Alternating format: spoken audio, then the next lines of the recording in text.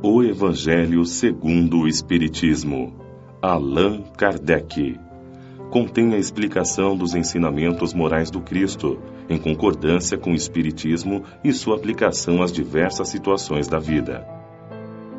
Fé inabalável é somente aquela que pode encarar a razão face a face, em todas as épocas da humanidade.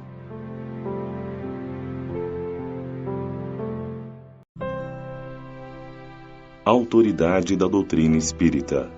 Controle universal dos ensinamentos dos espíritos.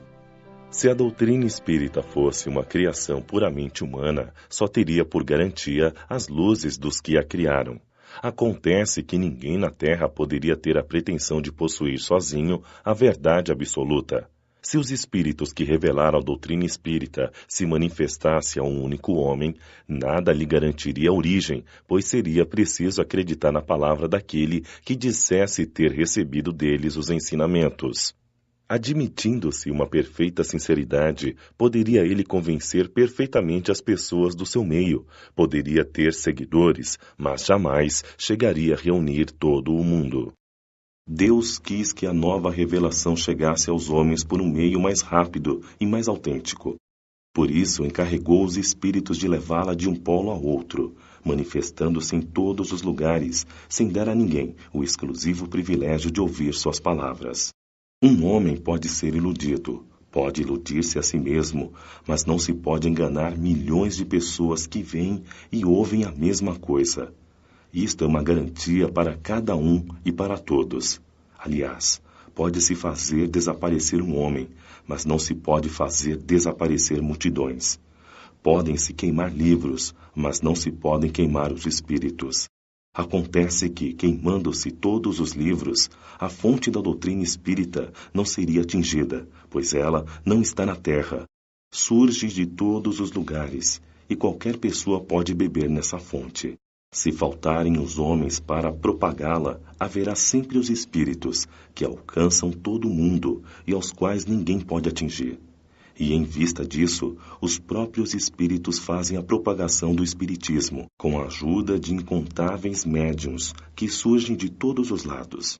Se houvesse somente um único intérprete, por mais favorecido que fosse, o espiritismo mal seria conhecido, e o próprio intérprete, independentemente de qualquer classe a que pertencesse, seria motivo de desconfiança por parte de muitas pessoas.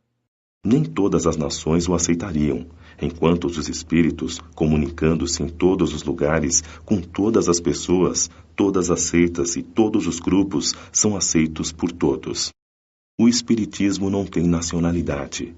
Independe de cultos particulares, não é imposto por nenhuma classe social, pois qualquer um pode receber instruções de seus parentes e amigos de além-túmulo. Era preciso que assim fosse para que todos os homens se sentissem convocados à fraternidade. Se não fosse posto sobre um terreno neutro, ele teria alimentado as desavenças ao invés de abrandá-las. Na universalidade dos ensinamentos dos espíritos está a força do espiritismo e também a causa de sua tão rápida propagação. A voz de um único homem, mesmo com a ajuda da imprensa, levaria séculos para chegar aos ouvidos de todos, mas eis que milhares de vozes se fazem ouvir simultaneamente em todos os lugares da Terra, para proclamar os mesmos princípios e transmiti-los a todos de forma igual, dos mais simples de entendimento aos mais sábios. Ninguém é deixado de lado. É uma vantagem que nenhuma das doutrinas que já apareceram até hoje possui. Resulta que, se o espiritismo é uma verdade, ele não teme a má vontade dos homens, nem as revoluções morais, nem as perturbações físicas do globo, visto que nenhuma destas coisas pode atingir os espíritos. Mas esta não é a única vantagem que resulta desta posição excepcional. O espiritismo tem também uma poderosa garantia contra as divisões que poderiam nascer, seja pela ambição de alguns, seja pelas contradições de certos espíritos.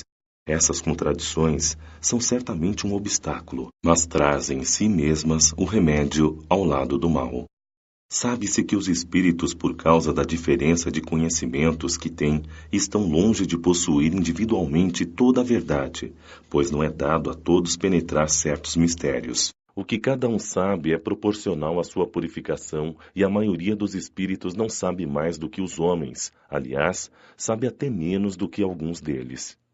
Há entre os espíritos, como entre os homens, presunçosos e pseudo-sábios, que creem saber o que não sabem, sistemáticos que tomam suas ideias como verdadeiras, e, enfim, os espíritos de ordem mais elevada, que são completamente desmaterializados, os únicos despojados das ideias e preconceitos terrenos. Sabe-se também que os espíritos mentirosos não têm escrúpulos e se identificam com outros nomes para fazer aceitar suas utopias, ou seja, suas ideias fantasiosas. É fundamental considerar que para tudo o que está fora do ensinamento exclusivamente moral, as revelações que cada um pode obter terão um caráter pessoal sem garantia de autenticidade e devem ser consideradas como opiniões exclusivamente pessoais deste ou daquele espírito e que seria imprudente aceitá-las e propagá-las levianamente como verdades absolutas. O primeiro exame ao qual é preciso submeter, sem exceção, tudo o que vem dos espíritos é, sem dúvida, o da razão. Portanto, toda teoria que contrarie o bom senso, a rigorosa lógica e os dados positivos que já possuímos deve ser rejeitada, mesmo que esteja assinada por qualquer nome respeitável. Mas, em muitos casos, este exame ficará incompleto, em virtude da insuficiência de conhecimento de algumas pessoas e da tendência de muitos em considerar sua própria opinião como o único árbitro da verdade. Nesta situação, como procedem os homens que não confiam de forma total neles mesmos? Levam em consideração a opinião da grande maioria, tomando-a como guia. É dessa maneira que devemos proceder em relação ao que dizem os espíritos, já que eles mesmos nos fornecem os meios desse controle. A concordância do ensinamento dos espíritos é, portanto, o melhor de todos os controles, mas ainda é preciso que ocorra em certas condições. A menos segura de todas é quando um único médium pergunta a muitos espíritos sobre algo duvidoso. É evidente que, se ele está sob o domínio de uma obsessão, ou se ele está em sintonia com um espírito mistificador, esse espírito pode lhe dizer a mesma coisa sob nomes diferentes. Não há também uma garantia suficiente na concordância que se pode obter pelos médiuns de um único centro, pois podem estar todos sob a influência de mistificadores. A única garantia séria do ensinamento dos espíritos está na concordância que exista entre as revelações feitas espontaneamente, servindo-se de um grande número de médiuns, estranhos uns aos outros e em diversos lugares. Compreende-se que não se trata aqui de comunicações relativas a interesses secundários, mas das que se referem aos princípios básicos da doutrina espírita.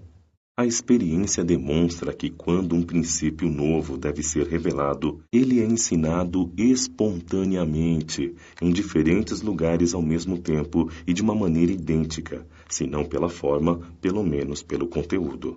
Portanto, se ocorrer a um espírito formular uma teoria personalizada, baseada em suas próprias ideias e longe da verdade, pode-se estar certo de que essa teoria ficará circunscrita e limitada, e cairá diante da unanimidade das instruções vindas de todas as partes e de maneira idêntica, como já demonstraram vários exemplos.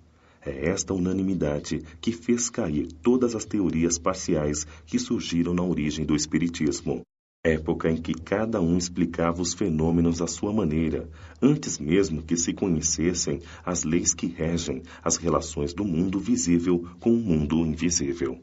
Esta é a base em que nos apoiamos para formular um princípio da doutrina.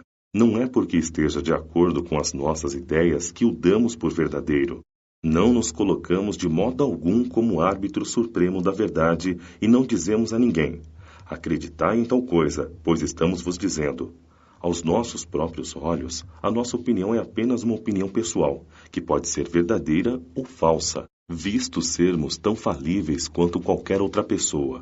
Não é porque um princípio nos foi ensinado que devemos tomá-lo por verdadeiro, mas sim porque ele teve a aprovação geral.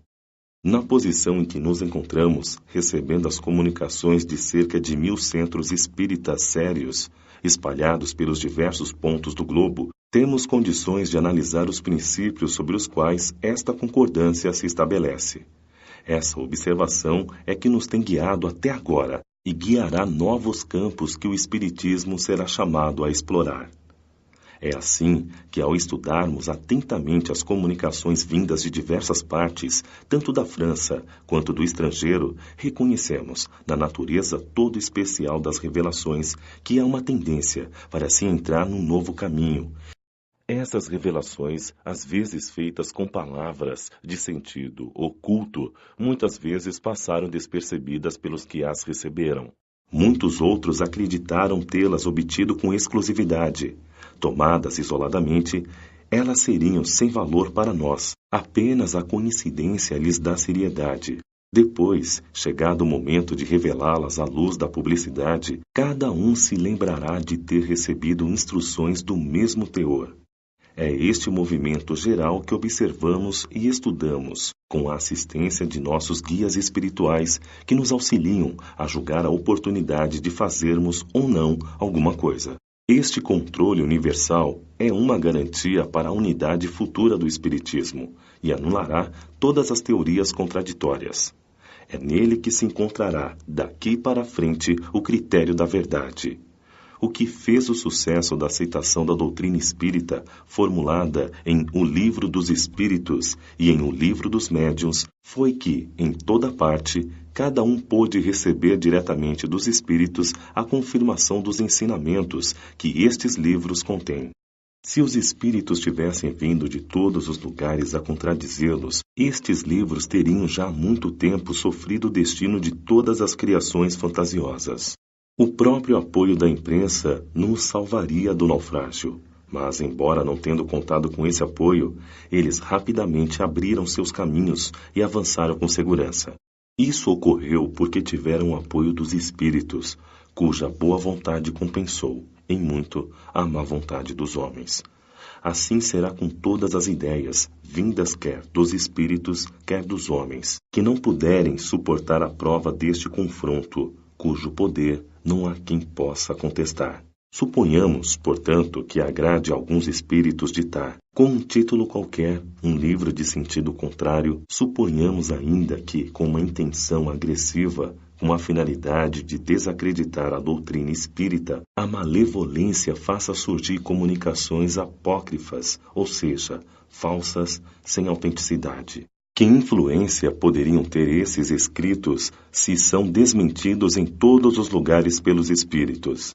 É da adesão destes últimos que seria preciso se certificar antes de se lançar um sistema em seu nome. Do sistema de um só ao de todos, existe a distância que vai da unidade ao infinito. Que poder teriam até mesmo todos os argumentos dos difamadores sobre a opinião das massas, se milhões de vozes amigas, vindas do espaço, vêm de todos os cantos do universo, e no seio de cada família, contradizendo os difamadores e confirmando os princípios espíritas com clareza? A experiência sobre este assunto já não confirmou a teoria, em que se transformam todas essas publicações que deveriam supostamente destruir o espiritismo? Qual foi a que, pelo menos, lhe diminuiu a marcha? Até hoje, não se tinha prestado a devida atenção a essa questão sob este ponto de vista, sem dúvida, um dos mais sérios e importantes. É que cada um desses difamadores contou consigo mesmo, mas não contou com os espíritos. O princípio da concordância é ainda uma garantia contra as alterações que o espiritismo poderia sofrer pelas seitas, que quisessem se apoderar dele em seu proveito e acomodá-lo a seu bel prazer. Quem quer que tentasse fazê-lo, desviá-lo do seu objetivo providencial, fracassaria, pela simples razão de que os espíritos, pela universalidade de seus ensinamentos, farão cair por terra toda modificação que se desvie da verdade. De tudo isso resulta uma verdade fundamental. É que aquele que quisesse se colocar contra a corrente de ideias estabelecidas e aprovadas poderia causar uma pequena perturbação, local e momentânea, mas jamais dominar o conjunto no presente momento, e muito menos no futuro.